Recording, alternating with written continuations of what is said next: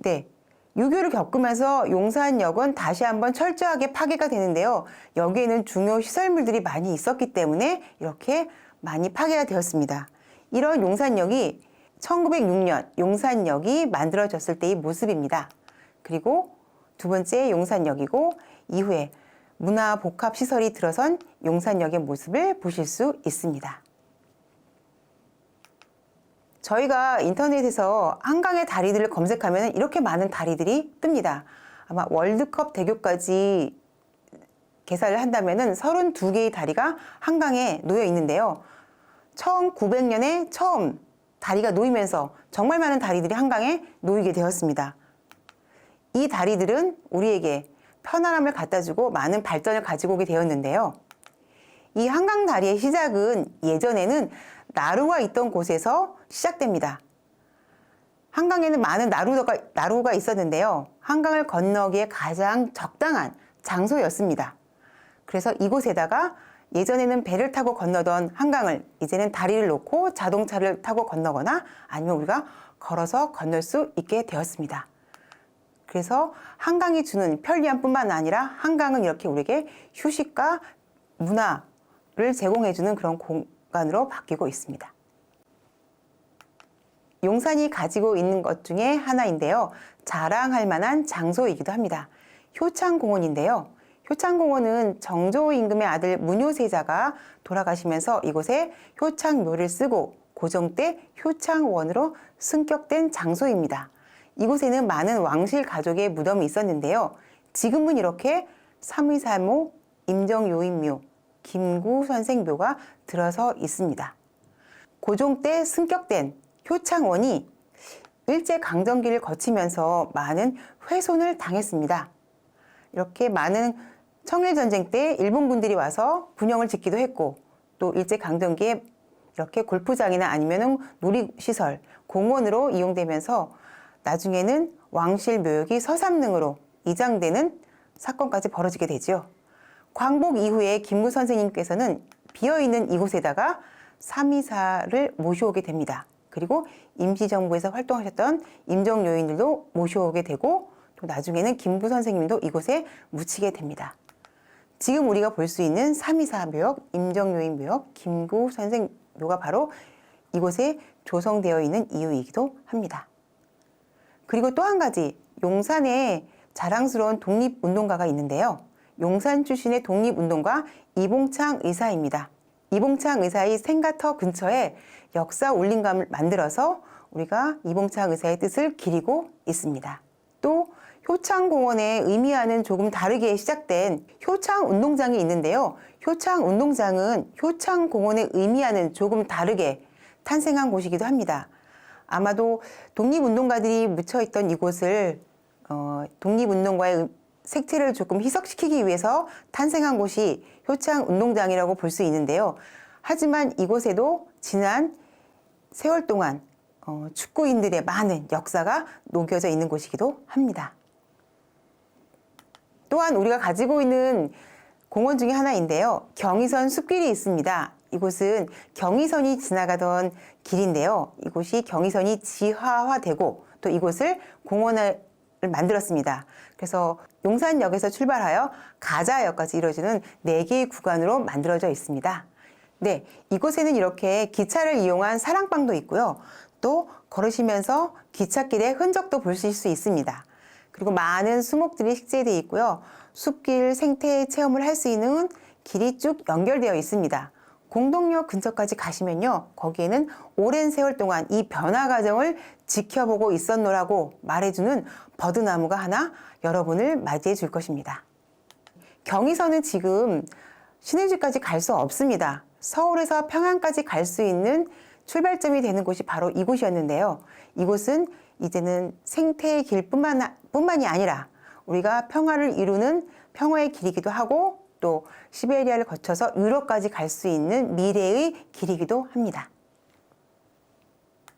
저희가 인터넷에서 용산구를 검색하면 이렇게 가운데 부분이 초록 숲으로 나옵니다.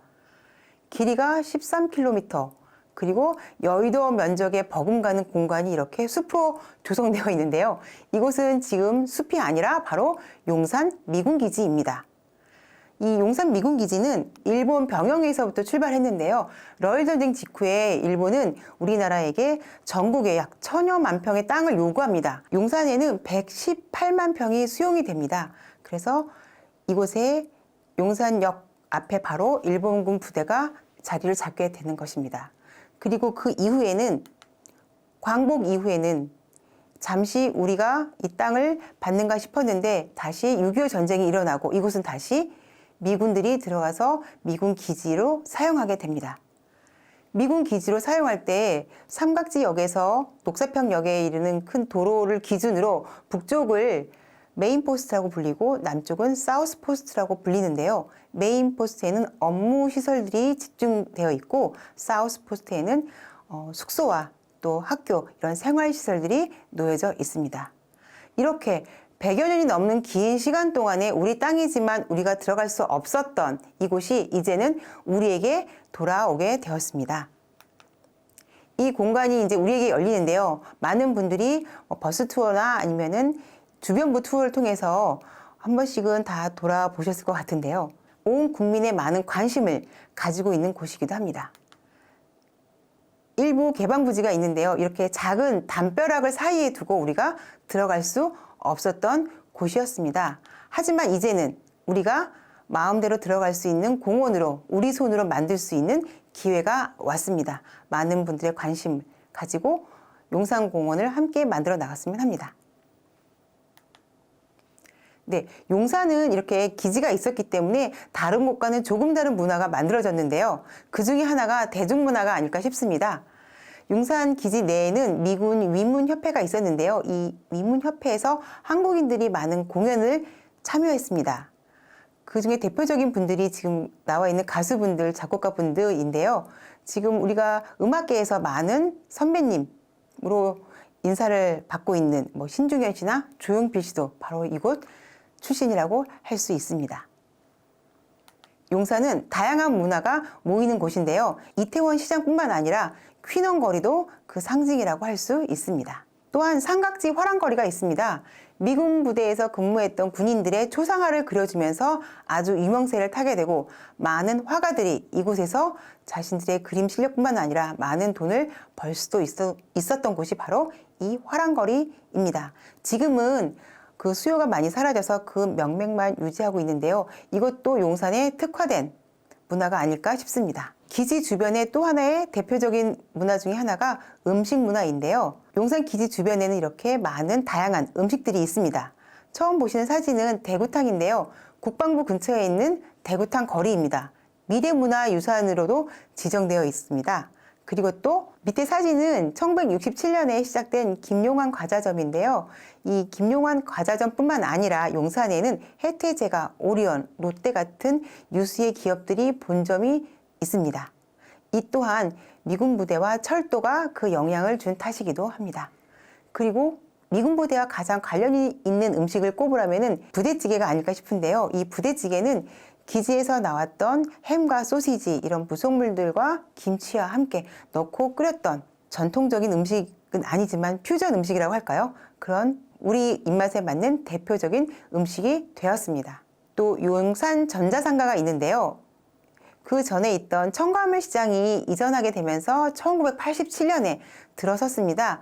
용산 전자상가는 대한민국에서 유래를 찾아볼 수 없을 만큼 큰 규모의 대형 상권을 가지고 있었는데요. 지금은 온라인 쇼핑몰과 인터넷의 발달로 그 예전만 하지 못하고 있는데요. 도시재생과 아니면은 또 4차 산업혁명과 관련된 여러 산학 관계 기관들을 유치해서 그 활성화 방안을 모색하고 있습니다. 그리고 이렇게 관광단지를 조성하기 위해서 호텔이 들어서 있기도 하고요. 또 하나는 용산의 특별한 문화였던 부군당인데요. 부군당은 고려시대부터 관청에서 제사를 지내던 곳이었는데 조선시대가 되면서 유교를 숭상하였기 때문에 이게 마을로 관청 밖을 떠나 마을로 이전하게 되었습니다.